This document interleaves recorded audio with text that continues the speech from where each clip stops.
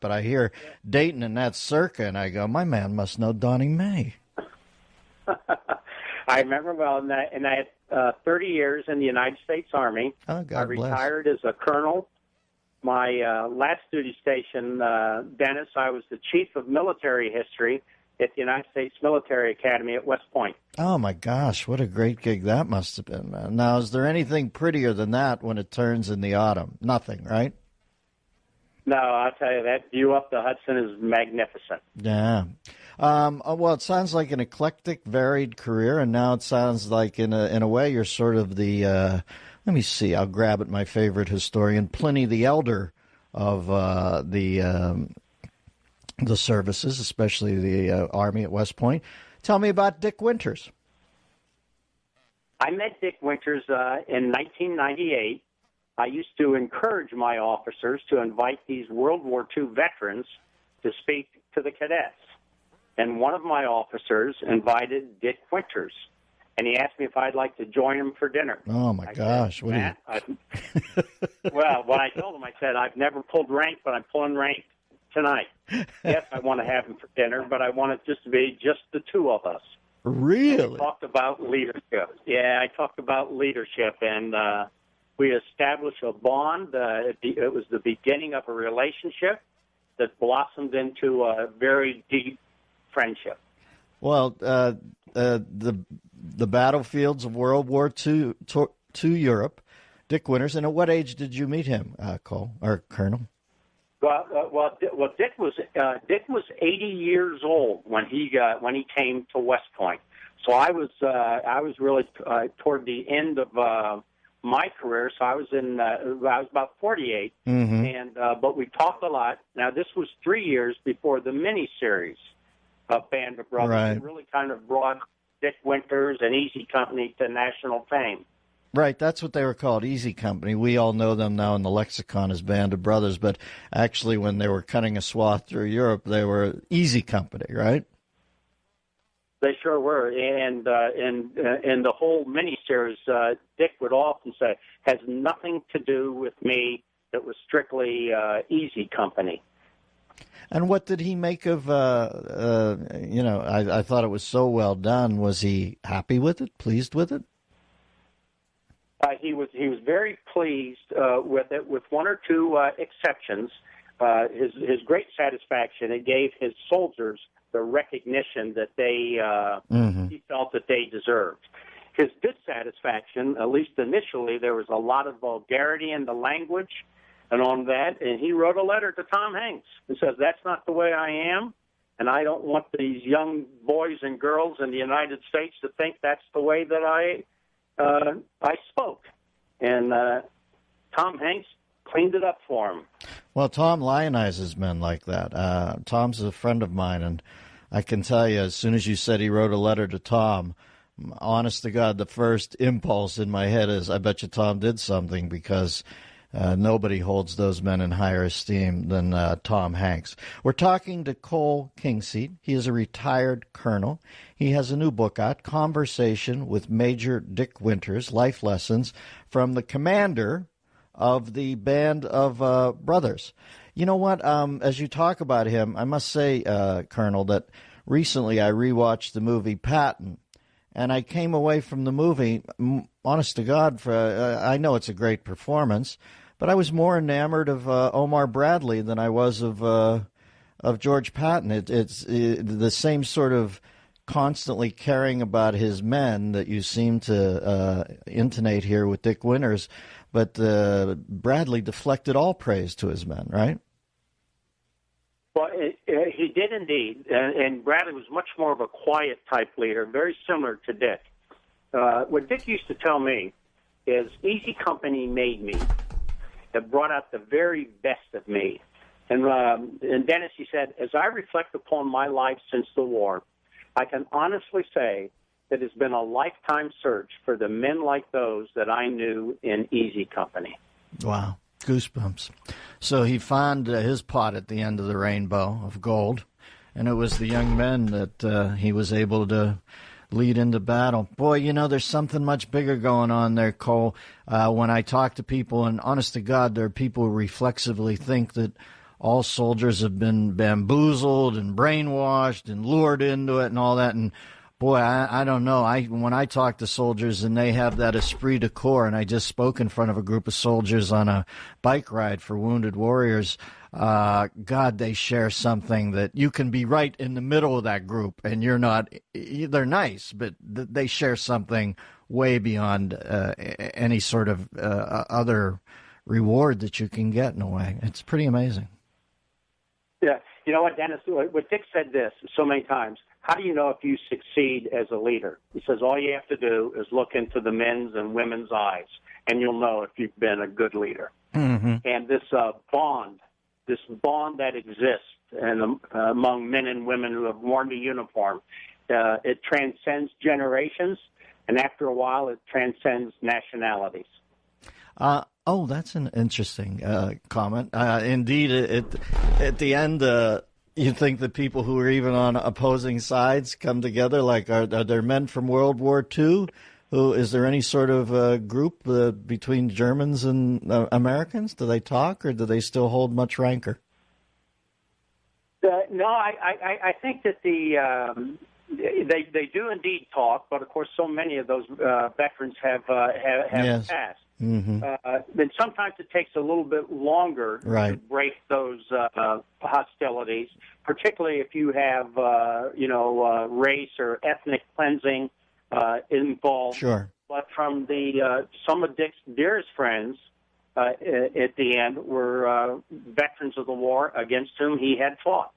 Well, there is a warrior heaven, I guess, in some ways, and I assume that men who fight for just causes in their minds, like you said, there are monstrous atrocities that can never be forgiven, and then there's the common soldier who's out there fighting sometimes, and certainly there would be shared ground there. We've been talking to Cole Kingseat, Conversations with Major Dick Winters, life lessons from the commander of the Band of Brothers. What a godsend that you get to meet him at age 48. It must have been one of the key moments in your life. What age did he live to, Cole? Well, he died just a couple weeks short of his 93rd birthday. Oh, God bless. What a great life. Well, you know what? It was Dennis, my last words with Dick was in late October in 2010.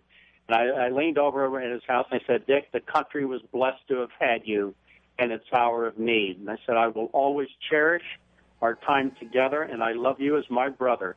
He looked at me, Dennis, with a tear in his eye, and all he said was, don't ever change that. And That was the last word he said to me. Wow. Well, Cole, yours is a life lived too, then, to have that moment. God bless you for remembering your friend. Conversations with Major Dick Winters, life lessons from the commander of the Band of Brothers. Thank you, Colonel Cole Kingseat, for your time. Goosebumps. This is the Dennis Miller Show. Hear Dave Ramsey weekdays 2 to 5 p.m. on AM 1300 WMEL. Mostly cloudy today with a high of 75 and a 60% chance of rain. There's a 30% chance of rain tonight, 59 for the low. Sunny tomorrow with a high of 78. Wednesday and Thursday we'll have plenty of sun, 77 for the high each day. Friday and Saturday we'll have a high of 74. Sunday has a 20% chance of rain and a high of 79. It's Dave Ramsey, 2 to 5 p.m. weekdays on AM 1300 WMEL and worldwide at 1300WMEL.com. With everyone watching dollars these days, it's important to have someone you can trust watch over your car repairs. Trust your car to Bruce Williams and the staff at the Foreign Car Clinic in Melbourne. For over 25 years, the Foreign Car Clinic has been creating miles of smiles from satisfied customers. From belts to hoses, brakes to radiators, the Foreign Car Clinic can help you help your budget with time-saving repairs. Foreign or domestic, car, van, or truck, trust the Foreign Car Clinic, 21 Aurora Road in Melbourne. Call 259-3661. AM 1300 WMEL. NBC News Radio, I'm Chris Jansing at the White House. President Obama says negotiators are making good progress toward a free trade agreement covering a dozen countries around the Pacific Rim. The president is in Beijing, China, where he spoke from the sidelines of an Asia-Pacific trade summit. I just met with several other members of the TPP who share my desire to make this agreement a reality. We're going to keep on working to get it done. The second week of November is starting with a large wintry storm on the northern plains. Here's NBC meteorologist Bill Cairns. 6 million people under the warnings. It goes from upper Michigan all the way back into areas of Montana. We have had some reports about 4 to 6 inches of snow at this point, but nothing that's been too dramatic or too heavy. That'll come later on tonight. Uber is looking for investors to finance its booming business. They're planning a new round of fundraising that could make the car-sharing company worth $30 billion.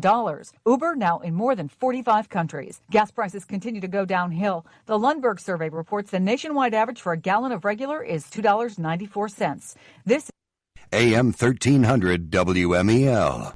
A Monday forecast has a 60% chance for rain and a high of 75 under mostly cloudy skies. Tonight's low 59 with a 30% chance for rain. Veterans Day will have a high of 78 and sunny skies. 77 for the high on Wednesday and Thursday. 74 for the high on Friday and Saturday with plenty of sun throughout. Sunday's high 79 with a 20% chance for rain. It's Ed Dean, 5 to 7 p.m. weeknights on AM 1300 WMEL and worldwide at 1300WMEL.com.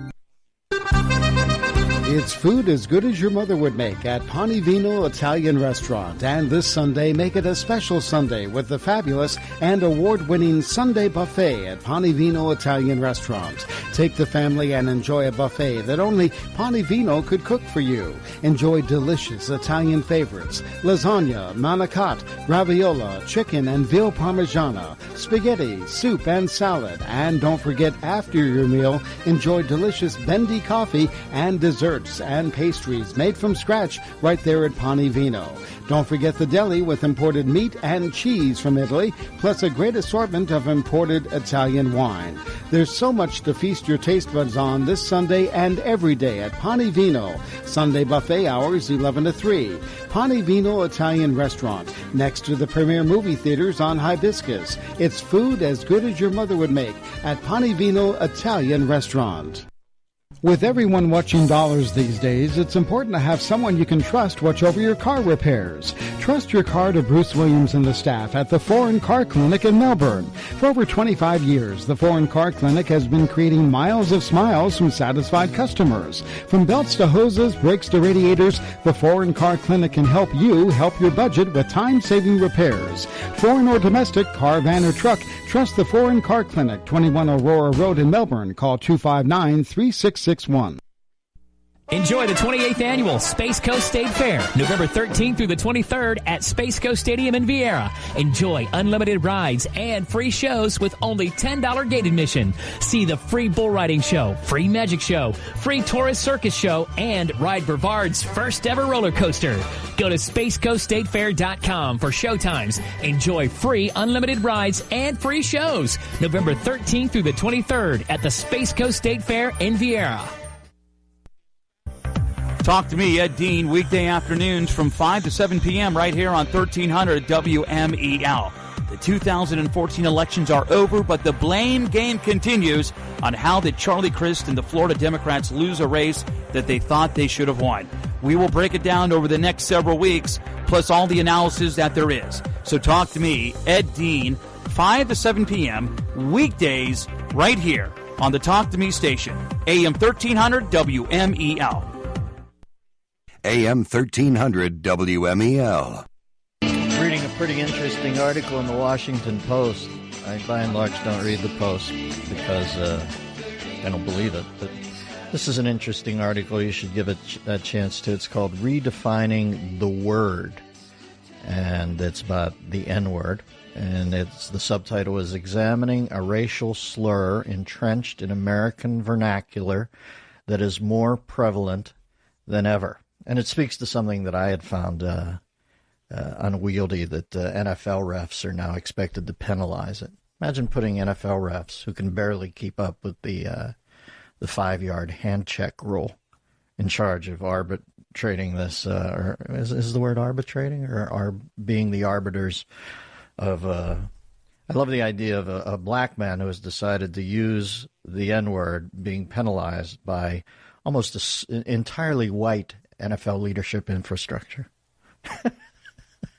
The fact that Roger Goodell sees nothing ironic or unwieldy, or maybe it's none of your business. And like I said, there's one reason that the N-word, if according to this, it's now used 500,000 times